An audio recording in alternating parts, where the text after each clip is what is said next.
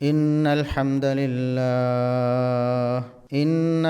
لله نحمده ونستعينه ونستغفره ونعوذ بالله من شرور أنفسنا ومن سيئات أعمالنا. من يهده الله فلا مضل له ومن يضلل فلا هادي له. أشهد أن لا إله إلا الله وحده لا شريك له وأشهد أن محمدا عبده ورسوله. اللهم صل على محمد وعلى آل محمد كما صليت على إبراهيم وعلى آل إبراهيم إنك حميد مجيد. اللهم بارك على محمد وعلى آل محمد كما باركت على إبراهيم وعلى آل إبراهيم إنك حميد مجيد. أما بعد فيا أيها الناس ألا إن خير الحديث كتاب الله وخير الهدي هدي محمد صلى الله عليه وسلم وشر الأمور محدثاتها وكل محدثة بدعة وكل بدعة ضلالة. أعوذ بالله السميع العليم من الشيطان الرجيم من همزه ونفخه ونفثه. بسم الله الرحمن الرحيم. يا أيها الذين آمنوا كتب عليكم الصيام كما كتب على الذين من قبلكم لعلكم تتقون. انتہائی قابل احترام سامعین و سامعات، ہر قسم کی حمد و ثنا، تعریف و تمجید، کبریائی، بڑائی، رفعت و عظمت اللہ رب العزت کے لیے جو پوری کائنات کا خالق و مالک ہے. بے شمار لا تعداد بے حد و حساب درود و سلام پیغمبر آخر الزماں، محسن انسانیت، محسن کائنات جناب محمد الرسول اللہ صلی اللہ علیہ وسلم کی ذات اقدس پر. رمضان المبارک کا مہینہ شروع ہونے والا ہے، چند دن باقی ہیں. اللہ رب العزت کی طرف سے بہت رحمتوں اور برکتوں والا مہینہ ہمارے پاس آ رہا ہے. رسول اللہ صلی اللہ علیہ وسلم عام دنوں سے بڑھ کر رمضان المبارک میں اللہ رب العزت کی عبادت کرتے، روزے کے علاوہ راتوں کو جاگتے، قیام اللیل بہت لمبا کرتے، صدقہ و خیرات بہت زیادہ کرتے، ذکر اذکار بہت زیادہ کرتے. بلکہ رمضان المبارک سے پہلے ہی گویا کہ رمضان المبارک کی تیاری شعبان میں ہی اس طرح کرتے کہ رسول اللہ صلی اللہ علیہ وسلم پورے سال میں نفلی روزے اس قدر کسی مہینے میں نہیں رکھتے تھے جس قدر نفلی روزے شعبان میں رکھتے تھے. باقی مہینوں میں بھی آپ صلی اللہ علیہ وسلم کثرت سے نفلی روزے رکھتے تھے. سیدہ عائشہ صدیقہ رضی اللہ عنہا بیان کرتی ہیں کہ کبھی رسول اللہ صلی اللہ علیہ وسلم نفلی روزے رکھنے شروع کرتے، رکھتے جاتے متواتر مسلسل، ایسے لگتا کہ اب تو شاید آپ نے چھوڑنا ہی نہیں ہے. لیکن پھر چھوڑ دیتے تو کئی دن مسلسل چھوڑے رکھتے، ایسے لگتا کہ شاید اب آپ رکھیں گے ہی نہیں. تو یوں سارا سال آپ صلی اللہ علیہ وسلم کا معمول جو ہے وہ روزے رکھنے کا اور چھوڑنے کا یہ چلتا رہتا، نفلی روزے کثرت سے رکھتے. لیکن شعبان کا تو گویا پورا مہینہ ہی آپ صلی اللہ علیہ وسلم روزے سے گزارتے تھے، یعنی کثرت سے شعبان میں روزے رکھتے. اس قدر نفلی روزے آپ صلی اللہ علیہ وسلم پورے سال میں نہیں رکھتے تھے. تو رمضان المبارک پورا کا پورا فرضی روزوں کا مہینہ ہے، تو اس سے پہلے رسول اللہ صلی اللہ علیہ وسلم شعبان بھی نفلی روزوں میں گزارتے تھے. روزہ ایک بہت بڑی، بہت اہمیت والی، بہت فضیلت والی عبادت ہے. رمضان المبارک کے علاوہ بھی نفلی روزے اللہ رب العزت کے ہاں بہت اہمیت رکھتے ہیں، بہت فضیلت رکھتے ہیں. روزہ ایک ایسی عظیم عبادت تھی کہ اگر مسلمان اس کی اہمیت کو سمجھ لیتے تو وہ کثرت سے نفلی روزے رکھتے فرضی روزوں کے ساتھ ساتھ۔ اللہ رب العزت نے روزے کے اندر بہت زیادہ قوت رکھی ہے، بہت زیادہ صحت رکھی ہے، بہت زیادہ انسان کے مزاج کی جسمانی اور روحانی لحاظ سے اصلاح رکھی ہے اللہ رب العزت۔ اس لیے رسول اللہ صلی اللہ علیہ وسلم نے روزے کے بارے میں بہت زیادہ ترغیب فرمائی ہے، اور یہ ترغیب ہم سمجھتے ہیں کہ شاید فرضی روزوں کے بارے میں عموماً جب بھی روزے کے فضائل بیان ہوتے ہیں، اکثر اوقات ہوتے ہی رمضان المبارک میں ہیں یا رمضان سے چند دن پہلے، تو لوگوں نے یہ سمجھ لیا کہ شاید یہ سارے فضائل فرضی روزے کے بارے میں، حالانکہ جتنے بھی فضائل ہیں روزے کے حوالے سے مطلقاً وہ نفلی روزے کے بارے میں بھی اسی طرح ہی ہیں جس طرح فرضی روزے کے بارے میں، بلکہ فرضی روزے سے بڑھ کر نفلی روزہ اس طرح اہمیت اختیار کر جاتا ہے فضیلت کے حوالے سے یا اللہ کے قرب کے حوالے سے، کہ رمضان مبارک کے تو روزے فرض ہیں، وہ مسلمان نے رکھنے ہی رکھنے ہیں، اس پر عائد کر دیے گئے، پابندی لگ گئی، لیکن نفلی روزہ انسان خود اپنی خوشی سے رکھتا ہے، اللہ رب العزت کا مزید قرب حاصل کرنے کے لیے رکھتا ہے۔ تو جب فرضی عبادت کے ساتھ ساتھ نفلی عبادت انسان اس میں آگے جاتا ہے تو اللہ رب العزت کا بہت زیادہ قرب اس کو حاصل ہو جاتا ہے۔ جیسا کہ پچھلے خطبات جمعۃ المبارک میں ایک حدیث قدسی میں نے سنائی تھی کہ رسول اللہ صلی اللہ علیہ وسلم فرماتے ہیں کہ اللہ فرماتا ہے کہ اللہ رب العزت کا قرب پانے کے لیے اللہ کے ہاں فرضی عبادت سے بڑھ کر کچھ نہیں، یعنی سب سے زیادہ جو ضروری چیز ہے وہ فرضی ہے، وہ نماز ہو، روزہ ہو، زکوٰۃ ہو، وہ حج ہو۔ تو فرضی عبادت مکمل کرنے کے بعد جو انسان نفلی عبادت میں پھر آگے بڑھتا ہے تو اللہ رب العزت اس سے محبت شروع کر دیتا ہے۔ اللہ کی محبت کے حصول کا ذریعہ ہے فرضی عبادت کے ساتھ ساتھ نفلی عبادت کرنا۔ یہ چونکہ بندے کی طرف سے اپنی خوشی سے ہوتی ہے، پابندی نہیں ہوتی، تو اللہ رب العزت کا زیادہ قرب حاصل ہوتا ہے۔ تو روزے کے جتنے بھی فضائل عمومی طور پر بیان ہوتے ہیں، مثال کے طور پر اللہ کے رسول صلی اللہ علیہ وسلم نے فرمایا کہ وَلَا خَلُوفُ فَمِ الصَّائِمِ أَطْيَبُ عِندَ اللَّهِ مِن رِيحِ الْمِسْكِ، کہ روزے دار کے منہ سے جو سمیل آتی ہے، بدبو آتی ہے معدے کی کہ خالی ہونے کی وجہ سے، صبح سے لے کر شام تک، طلوع فجر سے لے کر غروب آفتاب تک اس نے اپنے آپ کو بھوکا پیاسا رکھا ہے، تو اس کا معدہ خالی ہونے کی وجہ سے ایک قسم کی بدبو ہے جو انسانوں کے ہاں ناگواری پیدا کرتی ہے، لیکن اللہ رب العزت کے لیے چونکہ روزہ رکھا گیا ہے، یہ چیز اللہ رب العزت کی اطاعت اور اس کا قرب حاصل کرنے کے لیے پیدا ہوئی ہے، تو اللہ رب العزت کو کستوری کی خوشبو سے بھی زیادہ محبوب ہے، اللہ کے ہاں اس کی بڑی قدر ہے۔ تو یہ فرضی اور نفلی دونوں روزوں کے بارے میں ہے۔ اسی طرح روزے کے بارے میں اللہ کے رسول صلی اللہ علیہ وسلم نے فرمایا کہ روزے داروں کے لیے اللہ رب العزت نے ایک جنت کا خاص دروازہ بنایا ہے جس کا نام باب الریان ہے۔ اب علماء یہاں یہ بتاتے ہیں کہ فرضی روزے تو سارے مسلمان رکھتے ہیں، تو روزوں کے دروازے سے پھر کس کو بلایا جائے گا؟ وہ جس نے کثرت سے نفلی روزے بھی رکھے ہوں گے، یعنی روزے کے ساتھ اس کا ایک تعلق عام لوگوں سے زیادہ قائم ہو گیا ہوگا، اس لیے اس کو امتیازی شان دی جائے گی کہ روزے داروں کو، جو روزے دار یعنی نفلی روزے بھی کثرت سے رکھنے والے ہیں فرضی روزوں کے ساتھ، ان کو جنت کے خاص دروازے سے اعزاز اور اکرام کے لیے بلایا جائے۔ اسی طرح اللہ رب العزت فرماتا حدیث قدسی ہے کہ الصوم لی وانا اجزی بہ، روزہ خالص میرے لیے بندہ رکھے تو اس کا بدلہ بھی میں ہی دوں گا، یعنی اس کا بدلہ بے حساب اللہ رب العزت کے ہاں۔ تو یہ نفلی اور فرضی دونوں روزوں کے بارے میں ہے، ایسا تو نہیں ہے صرف رمضان کے بارے میں۔ تو روزہ ایک ایسی عبادت تھی جو پورا سال ہم نے کرنی تھی، لیکن افسوس یہ ہے کہ آج ہم سب ہی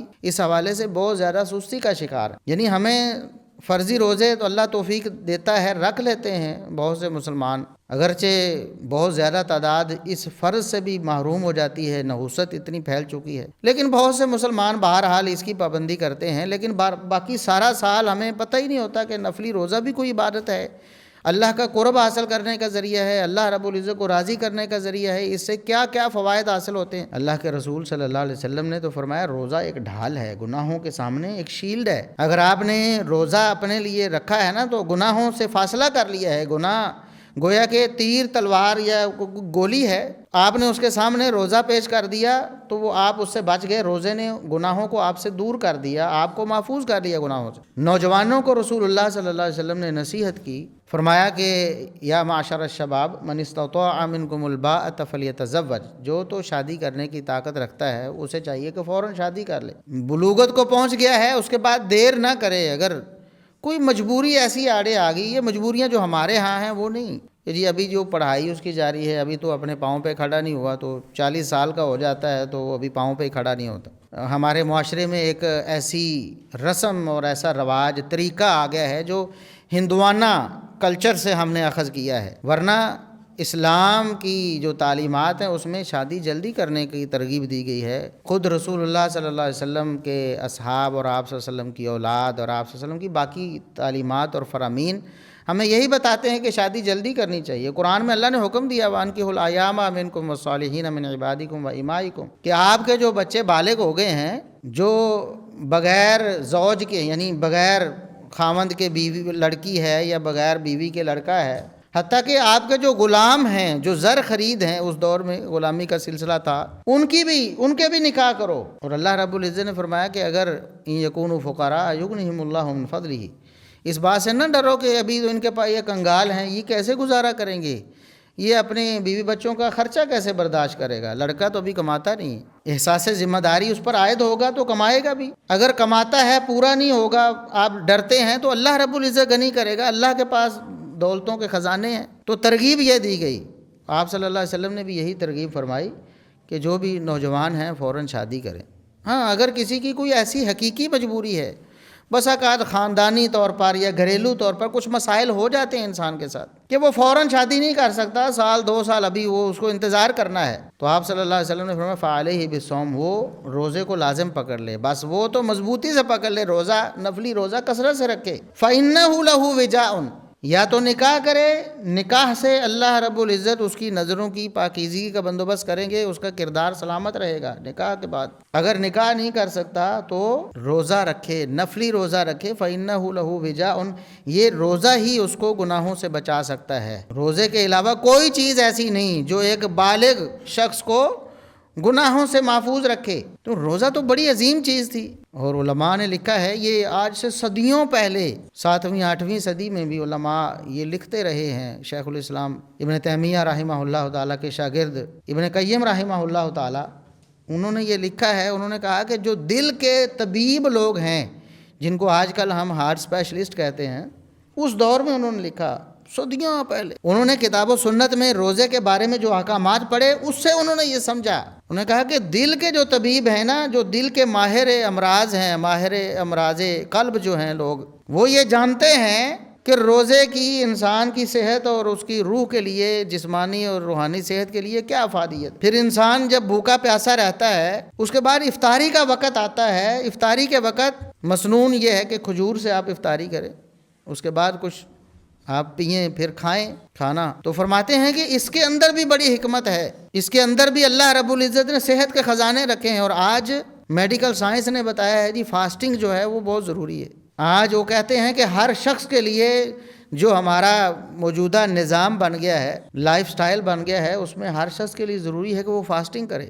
سبحان اللہ. 1400 سال پہلے اسلام نے جس کو روزے کا نام دیا، اس کو عبادت قرار دیا، اس کو اللہ رب العزت کے قرب کا ذریعہ قرار دیا. اس کے اندر کس قدر انسانی جسم اور صحت کے لیے بھی افادیت تھی. آج جو غیر مسلم ڈاکٹرز ہیں وہ بھی اس بات پہ ضرور زور دیتے ہیں، ہر طرف فاسٹنگ فاسٹنگ فاسٹنگ کا دورہ ہے جی. فاسٹنگ کریں، آپ کو شوگر ہے تو تب بھی فاسٹنگ کریں، آپ کو اگر بلڈ پریشر ہے تو تب بھی فاسٹنگ کریں، آپ کو موٹاپا ہے تب بھی فاسٹنگ کریں. کہتے ہیں فاسٹنگ اب جو ہے نا وہ ضروری ہو چکی ہے، اس کے بغیر گزارا نہیں. اگر آپ نے صحت مند رکھنا ہے، اپنے آپ کو رکھنا ہے تو فاسٹنگ کرنی پڑے. یہی فاسٹنگ صوم روزے کی صورت میں اللہ رب العزت نے ہمیں اپنے قرب کا ذریعہ بتائی. اس سے یہ بھی معلوم ہوتا ہے کہ ہماری جتنی بھی عبادات ہیں اللہ رب العزت نے جو ہمارے لیے فرض کی ہیں، صرف آخرت ہی نہیں، ہماری دنیا کے لیے بھی اس میں بے شمار فوائد ہیں.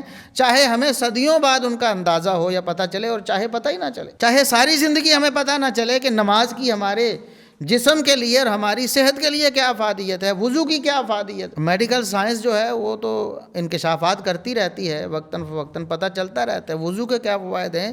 وضو میں ہاتھ دھونے ہیں بار بار انسان نے، پھر ناک میں پانی ڈالنا ہے، پھر ناک کو جھاڑنا ہے، صفائی کرنی، اس کی کتنی افادیت ہے. یہ تو کورونا کے دنوں میں لوگوں کو یاد آیا، میڈیکل سائنس کو بھی ڈاکٹروں نے بتایا کہ یہ تو مسلمانوں کو بڑا انعام ملا ہے کہ دن میں بار بار وہ یہ کام کرتے ہیں، اس سے جراثیم سے محفوظ رہ جاتے ہیں جو ناک کے ذریعے، سانس کے ذریعے جاتے ہیں۔ باقی جو اعمال ہیں ہم سر انجام دیتے ہیں، ہم تو اللہ رب العزت کا قرب پانے کے لیے سر انجام دیتے ہیں۔ یہاں یہ بات یاد رکھیں کہ کوئی کہے کہ میں نماز پڑھوں گا تو میرا بلڈ پریشر ٹھیک ہوگا، میں اس لیے نماز پڑھتا ہوں، اس کو نماز کا کوئی اجر نہیں ملے گا۔ ہم نے تو اللہ کو راضی کرنے کے لیے پڑھنی ہے، روزہ ہم نے اللہ کو راضی کرنے کے لیے رکھنا ہے، لیکن اللہ رب العزت نے، ہمارا یہ اعتقاد ہونا چاہیے کہ ہمارے لیے دنیاوی بھی فوائد اس میں بے شمار۔ تو اس لیے روزے کے تو اتنے فوائد تھے کہ آج ہمیں جو میڈیکل سائنس ہے وہ دہائی دے رہی ہے کہ فاسٹنگ کرو، فاسٹنگ کرو، فاسٹنگ کرو، اس کے بغیر کوئی چارہ نہیں۔ اور اسلام نے اس وقت، اور اگر ہم وہ فاسٹنگ جو ہے روزے کی صورت میں کریں، سارے ہی کرتے ہیں، اب بلڈ پریشر والے بھی کر رہے ہیں، وہ اپنا یہ دوسرے شوگر والے بھی کر رہے ہیں، ویسے جو جم میں جانے والے ان کو بھی فاسٹنگ کا بتایا جاتا ہے کہ آپ نے اس طرح اپنے آپ کو مینٹین کرنا ہے، اپنی صحت کو۔ تو اگر ہم روزے کی صورت میں نفلی روزوں کی کثرت کریں، فرضی روزے کی پابندی کے ساتھ ساتھ، تو یہ دنیاوی نعمتیں بھی، فوائد بھی ہمیں حاصل ہو جائیں، اخروی فوائد بھی ہمیں حاصل ہو جائیں۔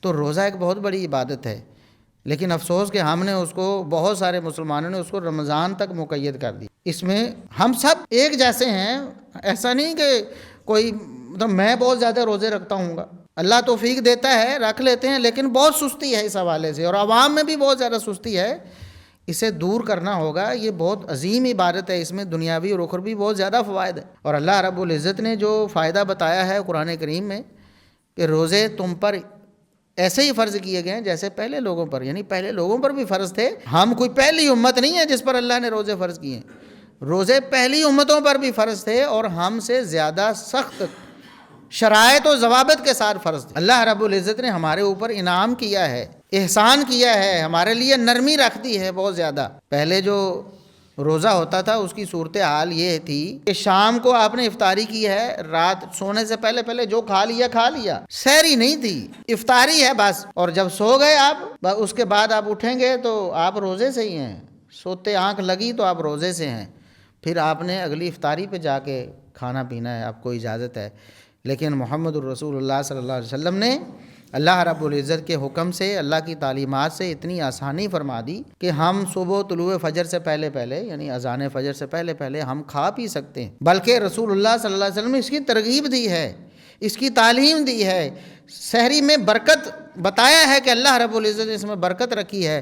رسول اللہ صلی اللہ علیہ وسلم خود بھی سحری کیا کرتے تھے، اور آپ نے امت کو ترغیب بھی دی ہے۔ ہمارے بہت سے لوگ ہیں، رمضان مبارک آنے والا ہے، وہ روزے رکھتے بھی ہیں، تو اس طرح رات کو دیر تک جاگتے رہے، 1 بج گیا، 2 بج گئے، 3 بج گئے، تو جاگ کر بھی کوئی عبادت نہیں کر رہے ہوتے، وہ عبادتوں کو ضائع کر رہے ہوتے ہیں لہو و لعب میں۔ اسلام نے، اللہ رب العزت نے، رسول اللہ صلی اللہ علیہ وسلم نے جو کام منع کیے ہیں، وہ آنکھوں کے حوالے سے دیکھنے سے ان کا تعلق ہو، کانوں کے حوالے سے سننے سے ان کا تعلق ہو، تو اس طرح کے لہو و لعب میں، سوشل میڈیا پہ اور غیر اخلاقی مواد جو ہے اس کو دیکھنے سننے میں ہم مصروف ہوتے ہیں، یا ایسے کام کرنے میں لوگ مصروف ہوتے ہیں، دیر تک جاگتے ہیں، تو بس پھر کہتے ہیں جی بس سحری ہماری ہو گئی، ساری رات کھاتے پیتے رہے، 2 بجے 3 بجے بس سو گئے، اس کے بعد نہ نماز فجر ہے نہ سحری ہے۔ تو اللہ رب العزت ایسے روزے کی کیا قدر کرے گا؟ اللہ کے رسول صلی اللہ علیہ وسلم نے بڑی واضح تعلیمات دی ہیں، فرمایا روزہ صرف رکھنا نہیں، اس کی حفاظت بھی کرنی ہے۔ روزہ صرف کھانا پینا چھوڑنے کا نام نہیں ہے کہ آپ نے طلوع فجر سے لے کر غروب آفتاب تک اپنا منہ بند کر لیا کھانے پینے سے، تو باقی جو مرضی کرتے رہے۔ فرمایا من لم یدع قول الزور والعمل به فلیس للہ حاجۃ فی ان یدع طعامہ وشرابہ، جو شخص گناہ کے کام نہیں چھوڑتا روزہ رکھ کے بھی، اللہ رب العزت کو اس کا بھوکا پیاسا رہنے کی کوئی ضرورت نہیں، بھی وہ بھوکا پیاسا بھی نہ رہے۔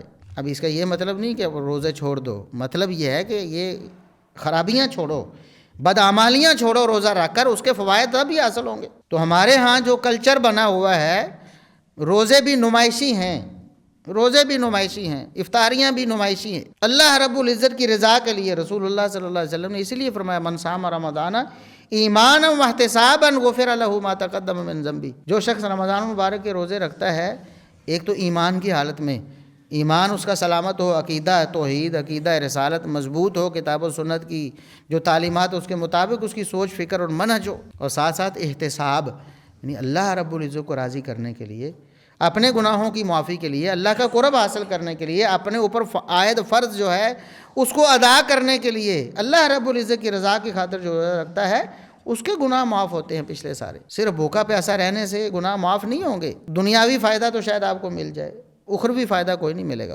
اخروی فائدہ تب ملے گا جب اس کو روزے کو اس کے آداب اور شرائط کے مطابق ہم رکھیں. تو رمضان المبارک آمد ہے, چند دن باقی ہیں. اگر کوئی شخص رکھ سکتا ہے نفلی روزے جو چند دن رہ گئے ہیں تو رکھے, بہت بڑی سعادت ہے.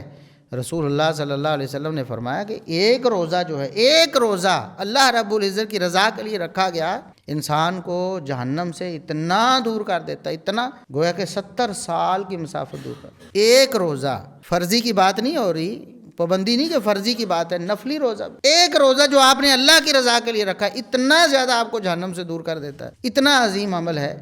تو ہمیں چاہیے کہ ہم رمضان المبارک میں بھی روزے کی پابندی کریں. یہ تو ہم پر فرض ہے, کہیں ہماری جو نحوست اس حد تک نہ پہنچ جائے کہ ہم رمضان المبارک کے فرضی روزے بھی چھوڑ دیں.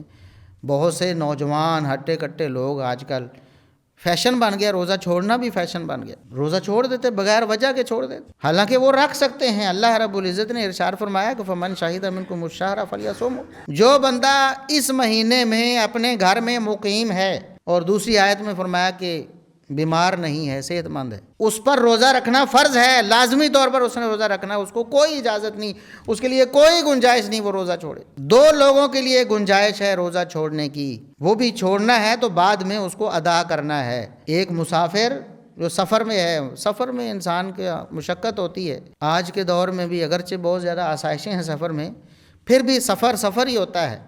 اور جو اسلام کے احکامات ہیں تا قیامت ہیں. اللہ رب العزت کو پتہ تھا کہ بعد میں یہ آسائشیں پیدا ہوں گی. اللہ نے قرآن میں فرمایا تھا, سواریوں کا ذکر کر کے, خچر ہیں, گھوڑے ہیں, گدھے ہیں, اور یہ سامان ٹرانسپورٹیشن کے سارے اسباب وسائل جو اس دور میں تھے, فرمایا وَيَخْلُقُ مَا لَا تَعْلَمُونَ, اللہ رب العزت ایسے اسباب پیدا کرے گا جن کو آج تم نہیں جانتے ہو, تمہارے علم میں آج نہیں ہیں. ابھی بہت سارے ایسے اسباب بننے, آج بہت سارے بن گئے, بعد میں بھی بنیں گے. لیکن اللہ رب العزت نے یہ جو اجازت اور رخصت ہے تا قیامت دی ہے. آپ سفر میں ہیں, آپ کو لگتا ہے کہ روزہ مشکل ہے میرے لیے تو چھوڑ دیں, لیکن بعد میں اگلے رمضان سے پہلے اس کی قضائی دینا فرض ہے. اگلے رمضان سے پہلے اگر آپ اس کی قضائی نہیں دیں گے, اللہ کے ہاں مجرم بنیں گے. اسی طرح بیمار ہے جو دائمی بیمار نہیں ہے, اس کو کوئی بخار ہو گیا ہے, کوئی درد ہو گئی ہے, کوئی ایسا مسئلہ بن گیا ہے جس کے لیے یا تو اس کے لیے روزہ نبھانا مشکل ہے, یا دوائی لینی ہے اس نے, اس کے بغیر وہ ٹھیک نہیں ہو سکتا, تو روزہ چھوڑ دے, لیکن بعد میں اگلے رمضان سے پہلے پورا کرے. ہاں, جو شخص ایسا ہے جو بیچارہ دائمی مریض ہے, بوڑھا ہو گیا ہے, بڑھاپا بذات خود ایک بیماری اور کمزوری ہے, انسان روزہ نہیں رکھ سکتا, اور اس کے بعد اس کا نوجوان ہو جانا بھی ممکن نہیں ہے. اس کو پتہ ہے کہ اب میری صحت تو دن بدن گر رہی ہے, اب نہیں رکھ سکتا تو بعد میں کیسے رکھوں گا. وہ ہر روزے کے بدلے میں فدیہ دے, یعنی ایک مسکین کو کھانا کھلائے. یہاں یہ بھی ایک بہت بڑا مغالطہ ہے, لوگ سمجھتے ہیں کہ جی روزہ رکھوانا ہے, میرے جی والد صاحب ان کے روزے ہم نے رکھوانے ہیں. بھئی روزہ کوئی کسی کا نہیں رکھ سکتا, روزہ آپ نے خود ہی رکھنا. یہ ایسے جیسے نماز پڑھوانی, کوئی نماز کسی کی پڑھ سکتا ہے, روزہ بھی کسی کا نہیں رکھ سکتا. روزہ نہیں رکھے گا کوئی کسی کا, نہ کسی کو رکھوانا ہے. اب وہ ڈھونڈ رہے ہوتے ہیں یار کوئی بندہ صحت مند ملے جو روزہ رکھے, مسکین بھی ہو صحت مند بھی, روزہ رکھے, ہم نے روزے رکھوانے ہیں. بھئی روزے رکھوانے نہیں, آپ نے ایک مسکین کو کھانا کھلانا ہے, روزے کا فدیہ دینا ہے. یہ بات یاد رکھنی ہے. بہت بڑی غلط فہمی ہے جو عوام میں پڑی ہوئی ہے کہ ہم نے روزے رکھوانے ہیں. بھئی کوئی روزہ نہیں کسی کو رکھوانا.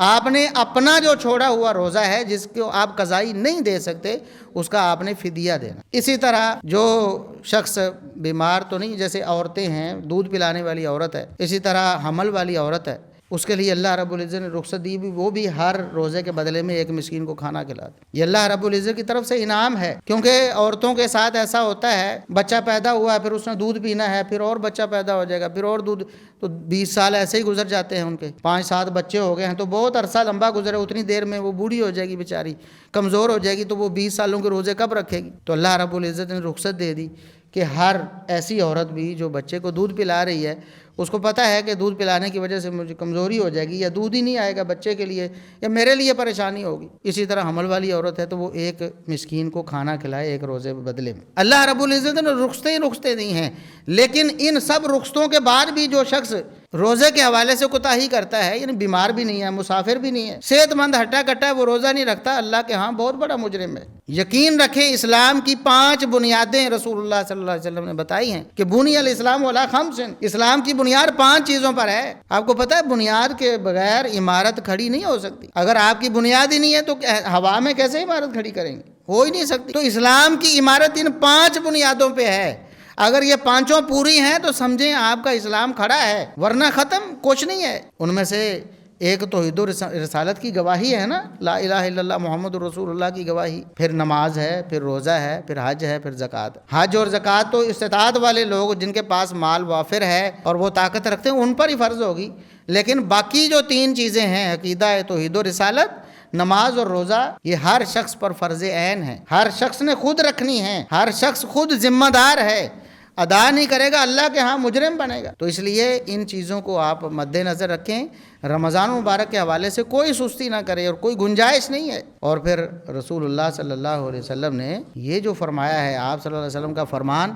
یہ ہمارے لیے لمحہ فکریہ ہے۔ آپ صلی اللہ علیہ وسلم نے فرمایا کہ ایک تو ہے روزہ چھوڑنا، بھی روزہ چھوڑ دیا تو یہ کتنا بڑا مسئلہ ہے۔ رمضان آیا ہے، ایک بندے نے اللہ کو راضی کر لیا، روزے رکھے، تلاوت کی، قیام اللیل کیا، بہت اچھا ہے، لیکن ایک بندے نے ایسا نہیں کیا تو وہ یہ نہ سمجھے کہ بس میں اس نیکی سے محروم ہوں۔ جبریل امین نے دعا کی ہے رسول اللہ صلی اللہ علیہ وسلم کے پاس آ کر، مشہور حدیث آپ نے سنی، ممبر پر چڑھے، ہر سیڑھی پر آپ نے آمین کہا۔ ان میں سے ایک مسئلہ یہ تھا، جب پوچھا گیا آپ نے فرمایا، جبریل نے اللہ کے حکم سے دعا، جبریل اپنے کوئی بھی فرشتہ اپنی مرضی سے کچھ نہیں کرتا، اللہ کے حکم سے کرتے۔ اللہ نے کہا میرے نبی صلی اللہ علیہ وسلم کے سامنے جا کر یہ بد دعا کرو، ایسا شخص رمضان اس کی زندگی میں آئے اور اللہ کو راضی کیے بغیر رمضان کا مہینہ گزر جائے، وہ اللہ کو راضی نہ کر پائے تو ایسا شخص تباہ و برباد ہو جائے، ذلیل و رسوا ہو جائے۔